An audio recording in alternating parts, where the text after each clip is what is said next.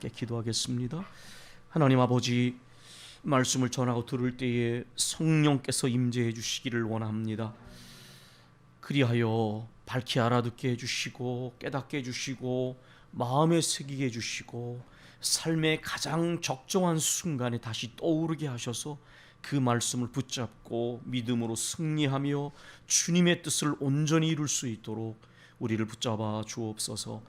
예수님 이름으로 기도했습니다. 아멘.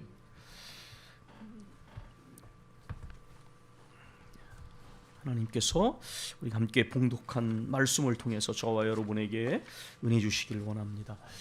우리가 마태, 마가, 누가 복음을 공관 복음이라고 말합니다.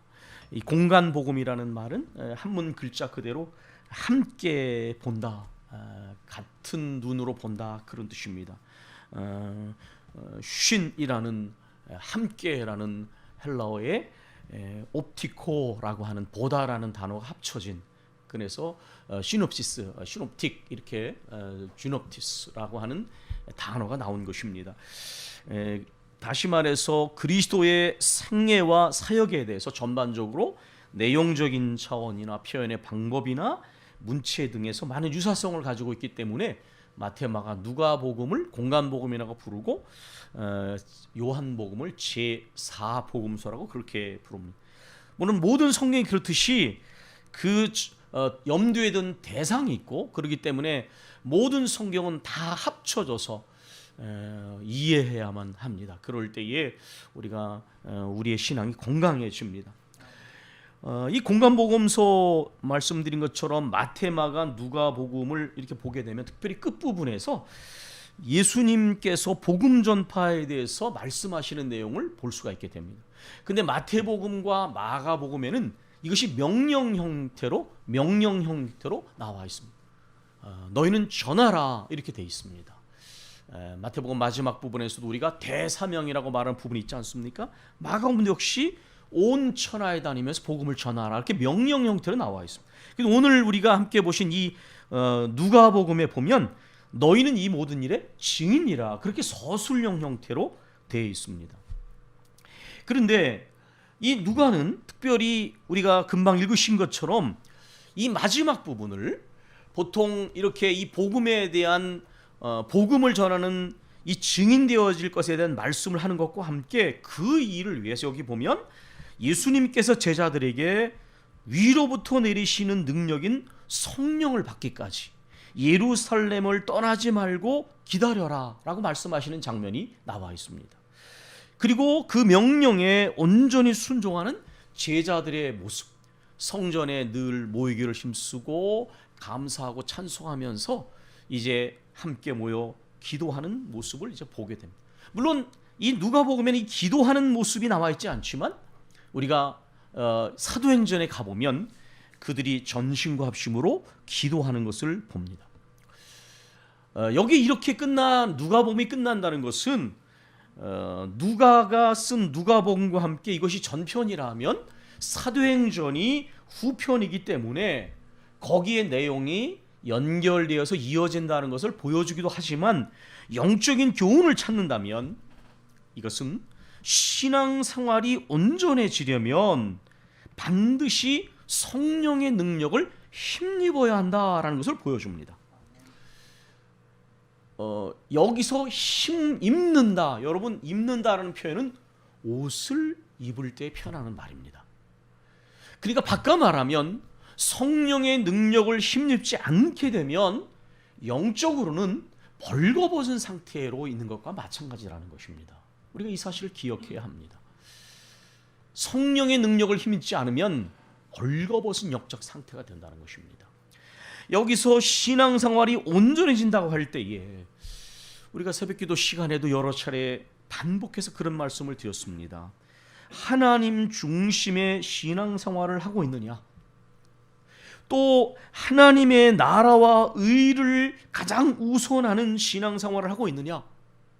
우리는 하나님의 복음을 우리가 받은 은혜와 사랑을 증거하는 증인으로 부름을 받았기 때문에, 그건 목사만 그런 것이 아니라 모든 그리스도인들은 그리스도의 복음을 증거하도록 증인으로 부름 받았기 때문에 이 세 가지의 중심성을 확인해야 됩니다.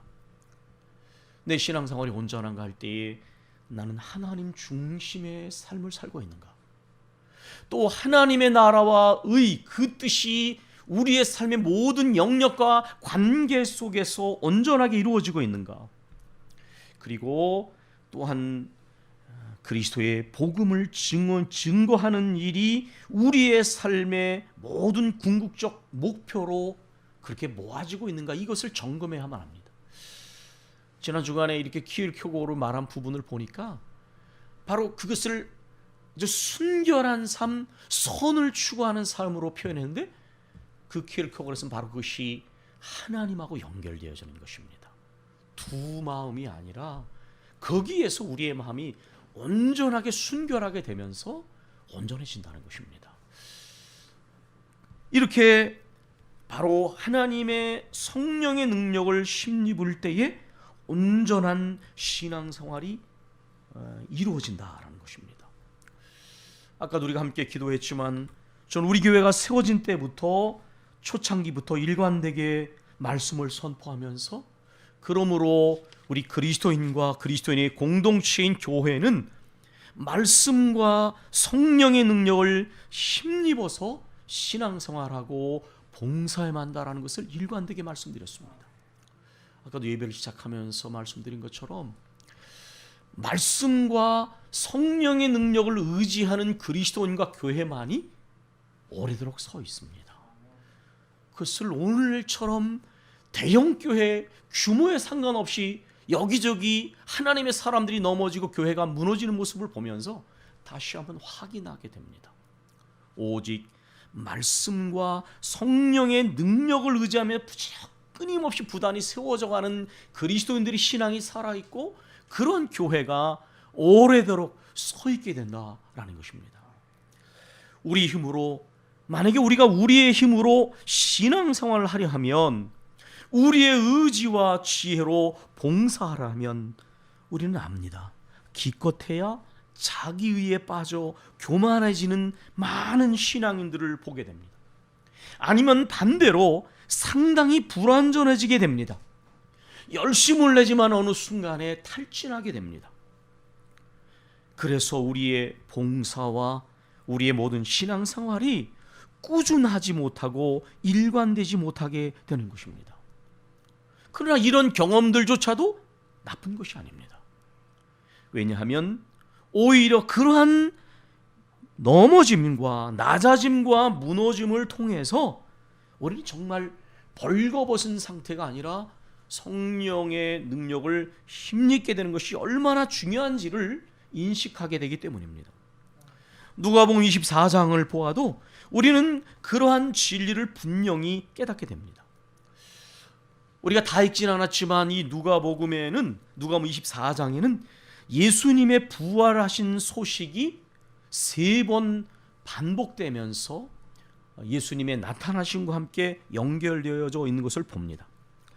먼저 1절부터 12절에는 그 여인들, 바로 예수님을 사모하여 예수님의 몸에 향유를 발라드리고, 이미 돌아가셨지만 향유를 발라드리고 향품을 그 무덤에 놓기 위하여 연약한 여인의 몸으로 불가능하다고 생각했죠. 왜냐하면 그 무덤은 굳게 돌로 막혀있고 봉인되어지고 병사들이 무기를 딛고 지키고 있었기 때문에. 그러나 주님을 향한 사모의 마음을 금할 길이 없어서 향품과 향료를 가지고 그 무덤을 찾았던 여인들이 천사들로부터 예수님이 부활하셨다는 소식을 듣게 되고, 또 그들이 기쁨 가운데 달려갈 때에 부활하신 예수님을 만났다는 것이 마태복음에 기록되어 있는 것을 봅니다. 13절로 35절은 엠마오 마을로 내려가는 두 제자, 예루살렘에서 25리 떨어져 있는 엠마오 마을로 내려가던 두 제자, 그 중에 한 제자 이름이 나와 있는데 바로 글로바라는 사람입니다. 그들이 부활하신 예수님을 만난 것을 봅니다. 세 번째로는 바로 36절로 49절에 또 오늘 본문과 연결해서 가룟 유다를 제외한 11 제자들이 부활하신 예수님이 온통 문을 걸어 잠그 두려움과 낙심 가운데 빠져 있는 제자들에게 나타나신 장면을 봅니다. 여기 공통 분모를 보면 이 세 부류의 사람들에게 그들은 슬픔과 낙심이나 절망과 두려움 때문에 눈이 가려진 것을 봅니다. 근데 이 눈이 가려졌다라는 표현이 24장에 보면 여러 번 나오는데 이것은 고정되어 움직이지 않는다라는 단어입니다. 여러분, 이것은 영적으로 굉장히 중요한 것입니다. 어떤 일이든지 어떤 일이든지 자신이 가지고 있는 그 눈이 고정되어서 움직이지 않기 때문에 하나님의 진리의 깊은 것을, 하나님의 깊은 섭리를 깨닫지 못하게 되는 상태입니다. 고정되어 움직이지 않는다. 이 크라테오라는 헬라어입니다. 그래서 예수님이 이미 충분히 해주셨던 말씀을 기억하지 못합니다. 저는 출애굽기를 우리가 새벽기도 시간에 읽으면서 이것을 이렇게 표현했습니다. 믿음의 기억력이다라는 것입니다.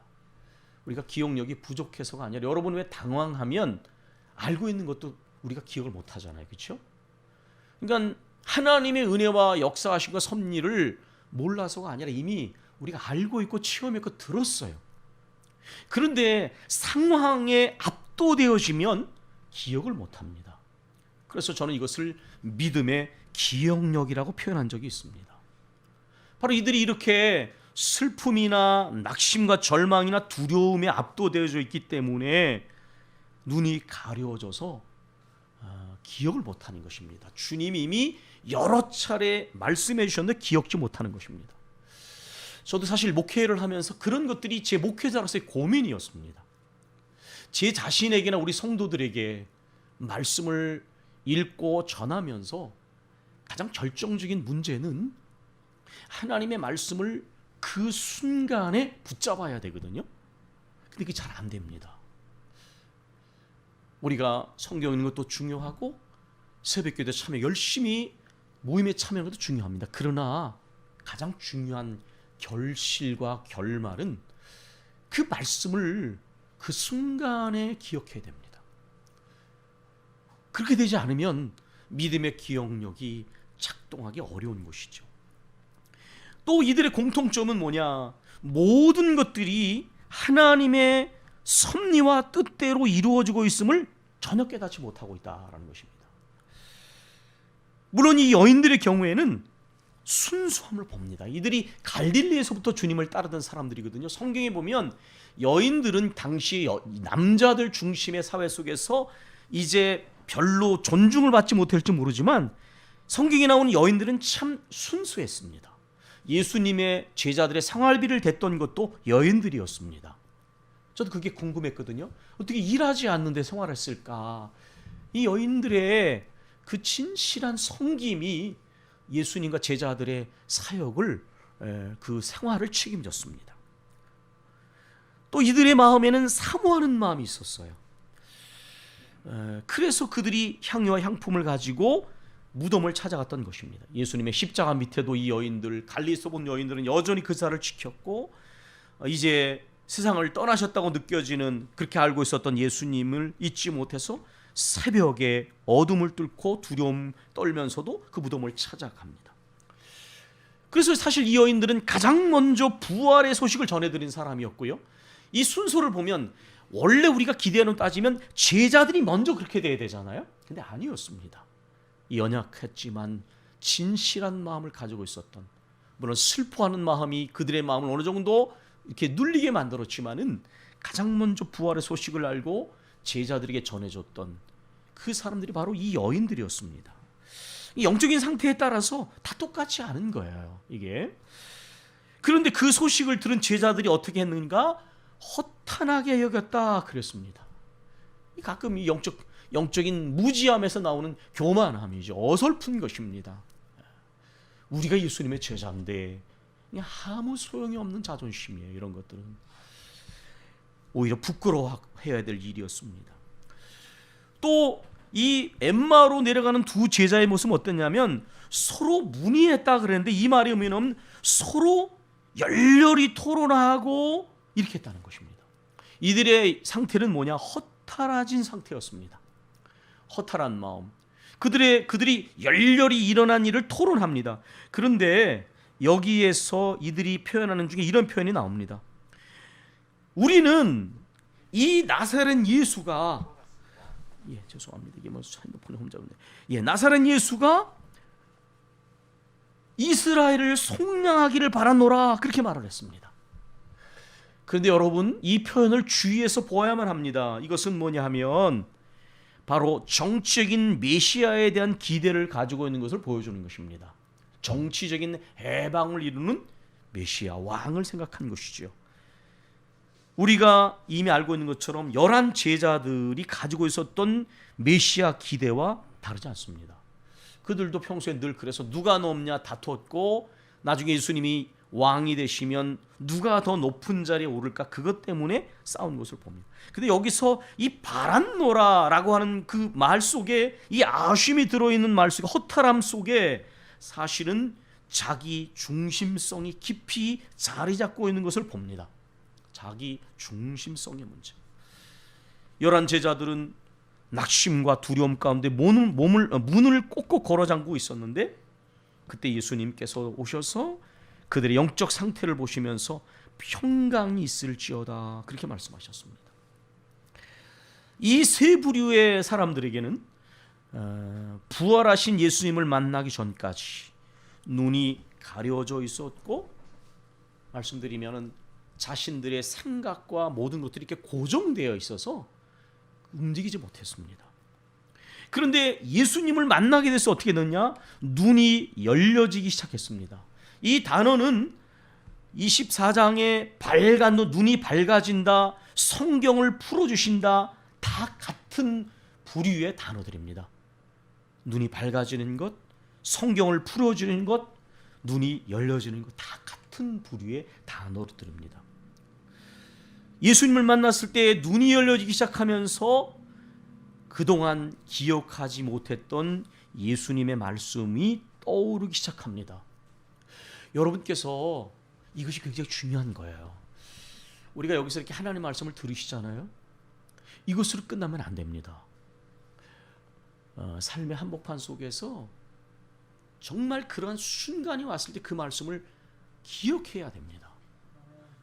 이게 이루어지지 않으면 신앙생활이 무력하게 되고 신앙생활이 순종하기 어려워집니다. 설교자에게도 가장 고민이 그런 거예요. 물론 저 자신을 죄 놓고 말씀드리는 것이 아닙니다. 하나님 말씀을 전했을 때 성도들이 가장 결정적인 순간에 말씀이 전혀 그 속에서 작동하지 못하는 것처럼 느껴지면 그건 목회자에게 굉장히 마음속에 아픔이 생겨납니다. 왜냐하면 하나님의 말씀을 그 가장 필요한 순간에 기억하기 때문에. 그리고 또한 예수님을 만났을 때에 모든 것이 하나님의 계획 가운데 이루어진 일이구나 라는 것을 깨닫기 시작했습니다. 이 말을 바꿔 말하면 이제 자기 중심성으로부터 벗어나기 시작했다는 것을 보여줍니다. 이 사실 조금만 더 생각해 보면 왜 제자들은 이렇게 슬픔과 낙심과 절망과 두려움에 사로잡혀서 주님이 이미 말씀해 주신, 충분히 반복해 주신 말씀을 기억하지 못했을까요? 그리고 모든 것이 하나님 뜻대로 이루어지는 것을 왜 깨닫지 못했을까요?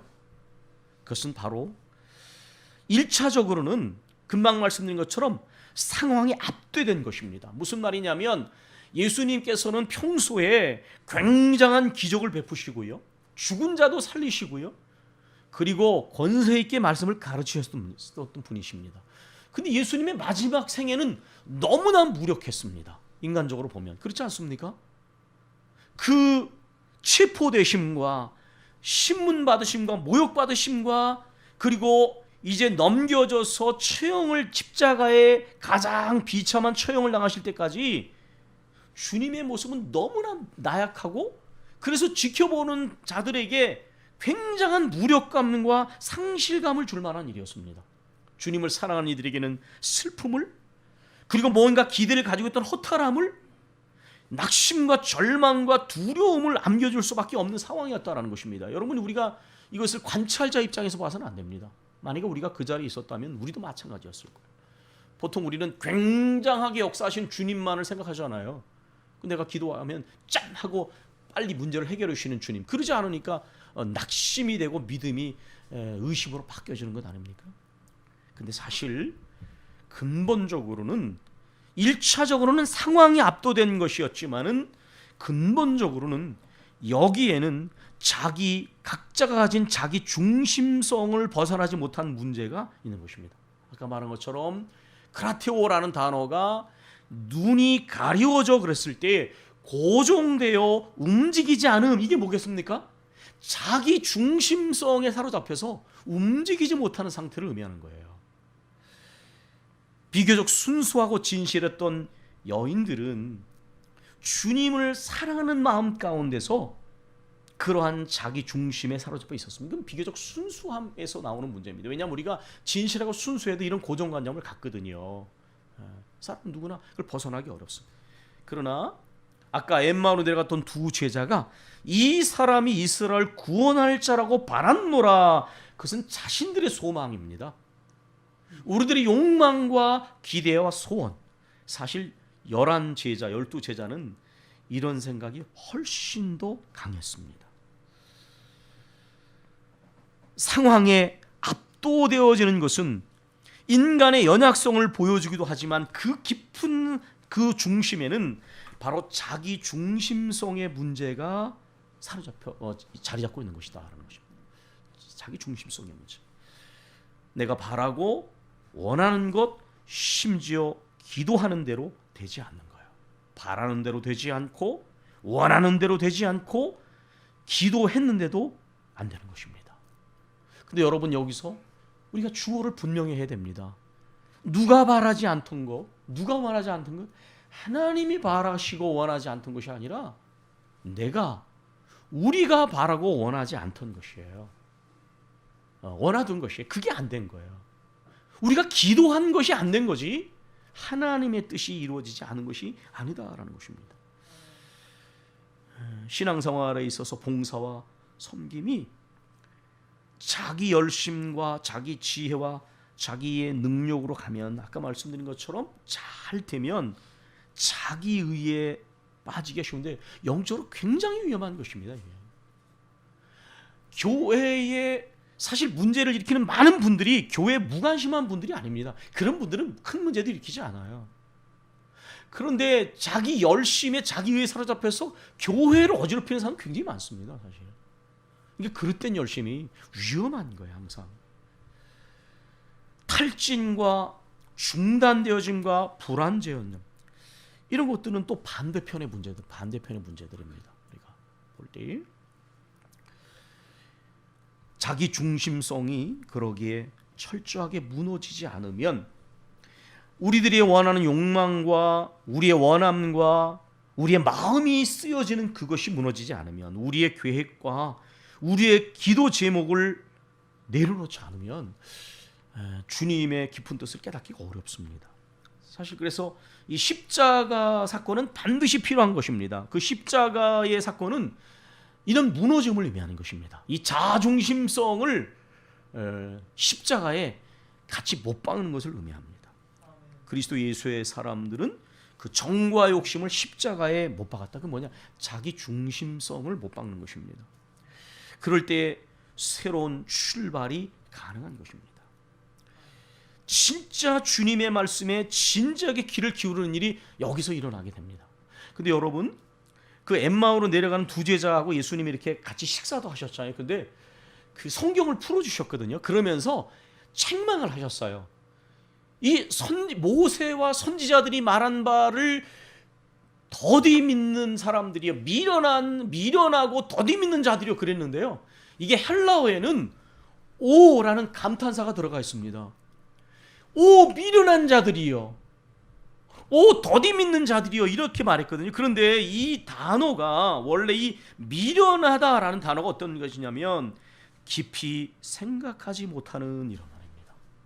그러니까 우리가 하나님 말씀을 그냥 한 개 듣고 그냥 생각하고 그냥 끝나는 것이 아니라 이거 뭐냐면 깊이 생각하는 거예요.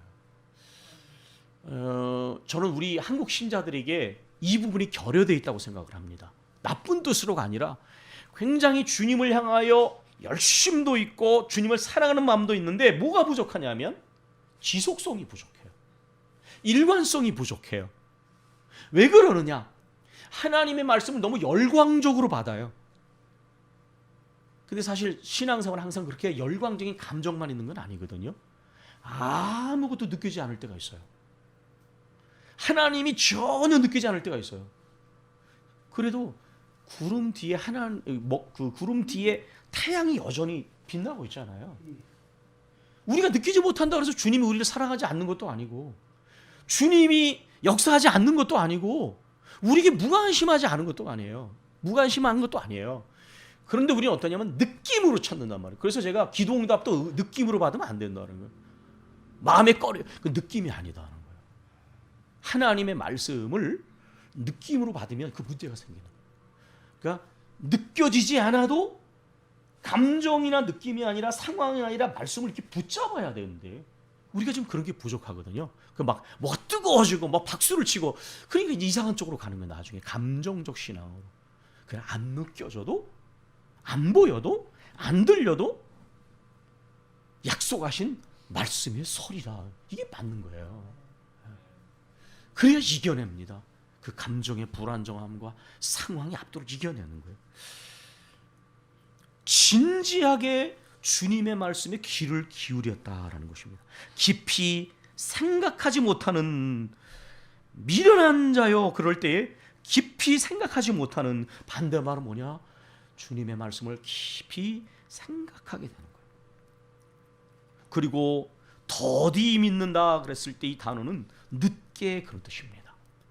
그러니까 주님을 만나서 주님이 이렇게 눈을 열어주시니까 그 다음에 일어나는 뭐냐면 주님의 말씀에 깊이 진짜 귀를 길 뿐만 아니라 우리를 향하신 하나님의 섭리와 계획이 있다는 걸 알게 되는 거예요. 우리의 마음이 기울어지는 것, 우리의 생각과 기대와 계획이 아니라 주님의 계획과 섭리가 중심이 되는 거예요. 그 다음에 나타난 일은 뭐냐면 그들이 전심과 합심으로 기도하다가 성령을 받았다라는 것입니다. 여러분, 제가 기도에 대해서 그런 말씀을 여러 차례 드렸습니다. 기도는 여러 종교적 행위 중에 하나가 아니에요. 이걸 잘 기억하셔야 됩니다. 이게 무슨 뜻이냐면 많은 분들이 기도를 굉장히 열심히 하는 분이 있어요. 근데 이분에게는 이 기도가 종교적 행위예요. 어떤 분들이 성경을 굉장히 열심히 읽어요. 근데 종교적 행위예요. 이 뭐로 구분할 수 있느냐? 말씀과 기도와 따로 움직이는 거예요. 말씀을 많이 읽는데 기도하지 않아요.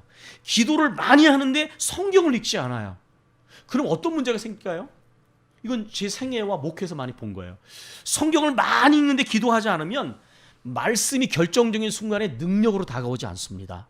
지식으로 끝나요.